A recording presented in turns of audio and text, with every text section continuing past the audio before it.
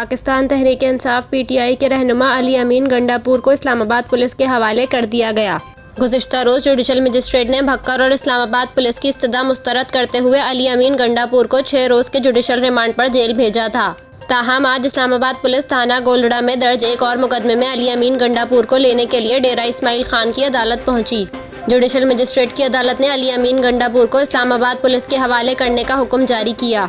अदालती फैसले पर अली अमीन गंडापुर के वकील ने इंसदाद दहशतगर्दी की अदालत से दोबारा रुजू किया और अली अमीन गंडापुर की गिरफ्तारी और इस्लामाबाद मुंतकली पर पीटीआई कारकुनों की जानिब से एहतजाज भी किया गया। पुलिस अली अमीन गंडापुर को सेंट्रल जेल डीआई खान से लेकर इस्लामाबाद रवाना हो गई। अली अमीन गंडापुर को इस्लामाबाद पहुंचते ही अदालत में पेश किया जाएगा।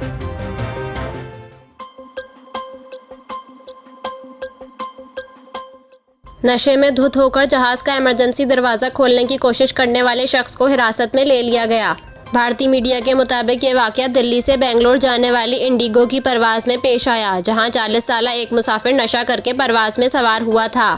फ़्लाइट इंतज़ामिया की जानिब से बताया गया कि एक शख्स ने नशे की हालत में जहाज़ का इमरजेंसी गेट खोलने की कोशिश की, जिसकी इत्तला अमले की जानिब से जहाज़ के कैप्टन को दी गई और मुसाफिर को कानूनी कार्रवाई के हवाले से खबरदार किया गया। इंतज़ामिया के मुताबिक फ़्लाइट बाहिफाजत लैंड हुई और बेंगलोर पहुंचने पर मुसाफिर को सिक्योरिटी हुक्काम के हवाले कर दिया गया।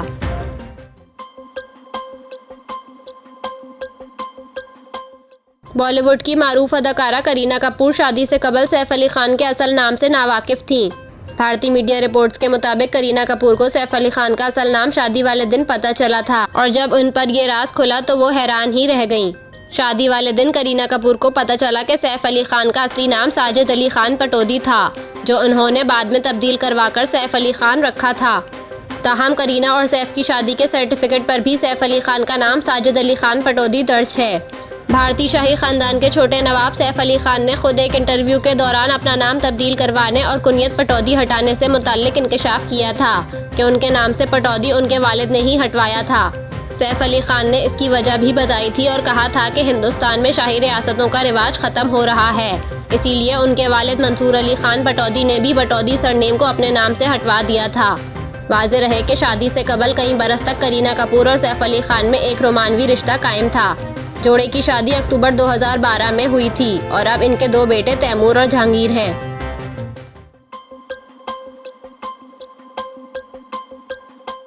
अमेरिका और मुसाफिर तैयारे पर लेज़र मारने वाले शख्स को 2 साल कैद की सज़ा सुना दी गई। गैर मुल्की मीडिया के मुताबिक अमेरिकी रियासत विस्कंसन के फेडरल जज ने मिनीसोटा से ताल्लुक़ रखने वाले शख्स को 2 साल कैद की सज़ा सुनाई। प्रोसिक्यूटर के मुताबिक 43 साला मुलजिम ने 2021 में डेल्टा एयर की परवाज़ पर लेज़र मारी थी, जिस पर जनवरी में फ़र्द जुर्म आयद की गई थी। प्रोसिक्यूटर का कहना था कि कॉकपिट में लेज़र स्ट्राइक पायलट की बीनाई को मुतासिर करती है, जो इंतहाई ख़तरनाक है और ये किसी बड़े हादसे का सबब भी बन सकता है। अमरीकी फेडरल एविएशन के मुताबिक अमेरिका में 2021 में जहाज़ों और हेलीकॉप्टरों पर रिकॉर्ड लेज़र स्ट्राइक्स हुई, जिनमें पायलटों ने 9,732 वाक़यात रिपोर्ट किए। एविएशन के मुताबिक इन वाक़यात में 2021 में $1,20,000 के जुर्माने भी किए गए।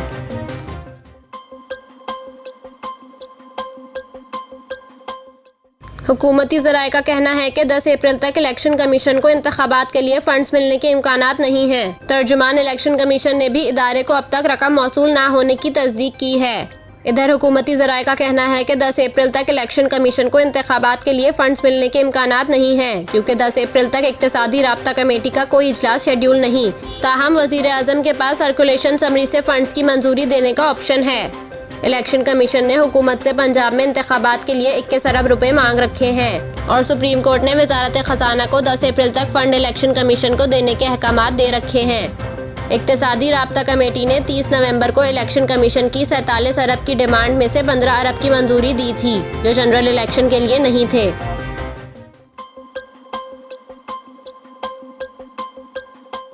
पाकिस्तानी अदाकार और मेज़बान आगा अली ने इंकशाफ किया है कि इनके घर में कामकाज के लिए कोई मुलाजिम नहीं है। वो और इनकी अहलिया अदाकारा हिना अल्ताफ़ ही घर के सारे काम करती हैं। हाल ही में हिना और आगा ने निजी टीवी चैनल की खुसूसी रमज़ान ट्रांसमिशन में शिरकत की, जिसमें आगा ने बताया कि हमारे घर बर्तन धोने, खाना पकाने, सफाई और इस्त्री के लिए कोई मुलाजिम नहीं है। आगा अली ने कहा, हम खुद अपने घर को साफ रखते हैं, खुद ही मशीन में कपड़े धोते हैं, मैं खाना पकाता हूँ, ये काम मेरे ज़िम्मे है। इफ्तारी और सहरी बनाने का 90% काम मैं ही करता हूँ। सफाई वगैरह हिना देखती है। अदाकारा हिना अल्ताफ ने इस हवाले से कहा कि अगर बीच में शूट चल रही हो और हम में से किसी एक की छुट्टी हो तो वो फिर घर के काम वगैरह करेगा।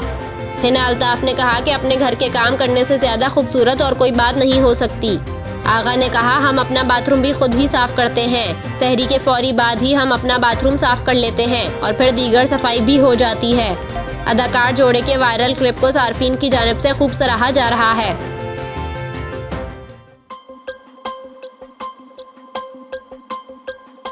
कराची के इलाके न्यू चाली की जनरेटर मार्केट में वाक़े कसीर मंजिला इमारत में लगी आग पर काबू पा लिया गया। फायर ब्रिगेड हुकाम के मुताबिक आग इमारत की दूसरी, तीसरी, 10वीं और 11वीं मंजिल पर लगी, जो मुत्तअद मंजिलों तक फैल गई। फायर हुकाम का बताना है कि आग पर काबू पाने के लिए ऑपरेशन में 10 फायर टेंडर्स, 1 स्नार्कल और 1 बाउजर ने हिस्सा लिया। हुकाम के मुताबिक इमारत से 3 जख्मियों को निकालकर अस्पताल मुंतकिल किया गया, जबकि अतराफ की इमारतों को भी खाली करा लिया गया है। पुलिस के मुताबिक आतिशज़दगी के नतीजे में अब तक 3 अफराद झुलसकर जख्मी और 1 जाँ बहक हो चुका है। फायर हुकाम का बताना है कि फायर ब्रिगेड का अमला शीशे तोड़कर इमारत में दाखिल होने में कामयाब हुआ और आग पर मुकम्मल काबू पा लिया गया। अब इमारत में कूलिंग का अमल जारी है। Chief fire officer Ishtiaq Ahmad ने बताया कि इमारत में फंसे 43 अफराद को रेस्क्यू कर लिया गया है। इब्तिदाई तौर पर लगता है कि आग शॉर्ट सर्किट के बायस लगी।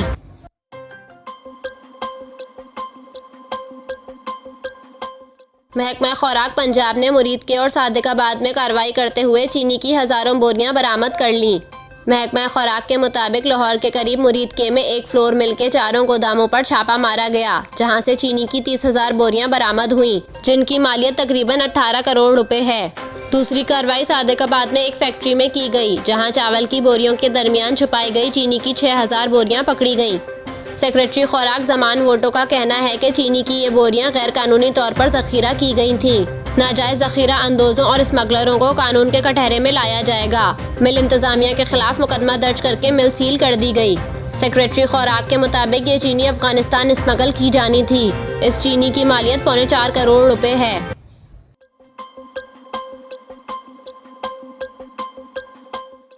गवर्नर सिंध कामरान टेसूरी ने कहा है कि मुझे रोकने के लिए मैसेज किए जा रहे हैं। नाज़िमाबाद में मीडिया से गुफ्तगू करते हुए गवर्नर सिंध ने कहा कि शहर में गवर्नर हाउस की इफ्तारी के बैनर हटा दिए गए हैं। मुझे मैसेज है, अब आप रुक जाएं, बहुत हो गया अवाम। उन्होंने कहा कि स्ट्रीट क्राइम ख़त्म किए जा सकते हैं। 4 दिन IG सिंध को इख्तियार दें।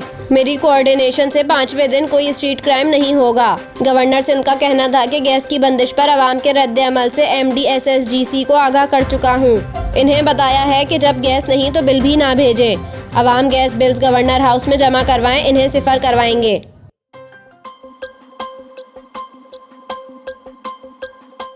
रुअत हिलाल रिसर्च काउंसिल के सेक्रेटरी जनरल खालिद एजाज मुफ्ती का कहना है कि 20 अप्रैल की शाम ईद उल फितर का चांद नजर नहीं आएगा, लिहाजा ईद उल फितर 30 रोजे मुकम्मल होने के बाद हफ्ता 22 अप्रैल को मनाई जाएगी। खालिद एजाज मुफ्ती ने बताया कि 20 अप्रैल को पाकिस्तानी वक्त के मुताबिक नया चांद सुबह 9:13 पर पैदा होगा। इस रोज़ चांद की उम्र 10 घंटे से भी कम होगी। उन्होंने कहा कि दिखाई देने के लिए चांद की उम्र 19 घंटे से जायद होना चाहिए। इस रोज़ मतला साफ हुआ तो भी चांद दिखाई नहीं देगा। खालिद एजाज मुफ्ती का कहना था कि 21 अप्रैल को 30 रमज़ान और 22 अप्रैल को यकम शव्वाल होगी, लिहाजा 20 अप्रैल की शाम मौसूल होने वाली कोई भी शहादत झूठी होगी।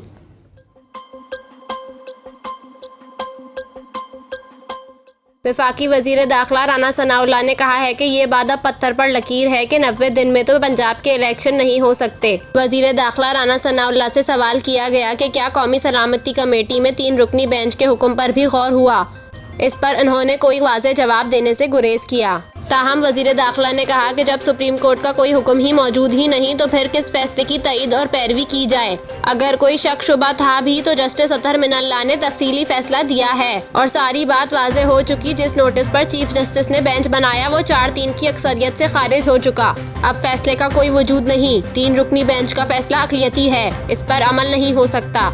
राना सनाउल्लाह का कहना था कि जस्टिस अतहर मिनल्लाह के फैसले के बाद इलेक्शन कमीशन को भी पंजाब में इलेक्शन कराने के फैसले पर नजरसानी करनी चाहिए। अक़लियती फैसले पर अमल नहीं किया जा सकता।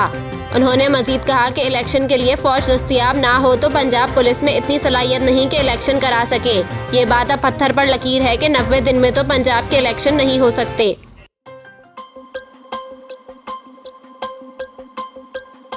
District and session court Islamabad ने तोशा खाना केस में साबिक वजीर आजम इमरान खान को आज सुबह 8:30 बजे ज़ाती हैसियत में अदालत तलब कर लिया।